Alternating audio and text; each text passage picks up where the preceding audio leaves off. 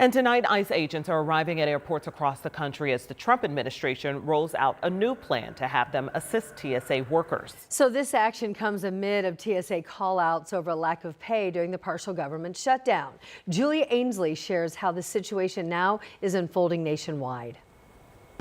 As the Department of Homeland Security shutdown goes on, so do the very long lines at airports. It's ridiculous. It's ridiculous. The rumors are true. A lot of people say it's not, but here we are now. We came here early and it's still going to take us a while. And now a new site for travelers, ICE agents. From Newark to Atlanta to New Orleans to Houston, ICE enforcement is assigned to at least 13 airports to help TSA officers with security at exits and entrances. I don't see an ICE agent looking at an x-ray machine because we're not trained in that. There are certain parts of security that TSA is doing that we can move them off those jobs and put them in the specialized jobs to help move those lines.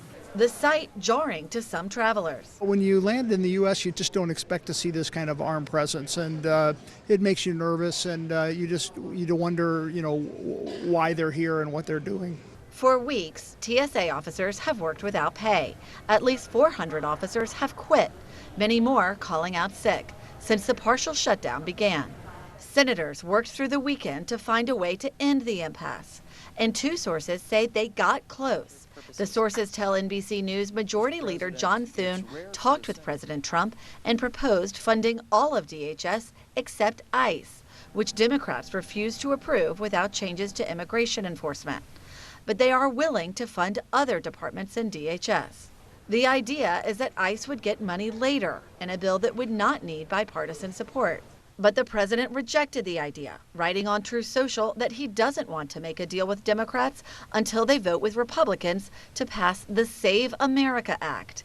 That's a non-starter for Democrats, and Republicans don't have enough votes to pass it on their own. Part of those weekend talks were the discussions between border czar Tom Homan and Democrats. That was seen as a good sign. But after the president rejected the Republican proposal, today the White House denied the Democrats' request to meet with Homan again. That, according to two sources. Julia Ainsley, NBC News, Washington.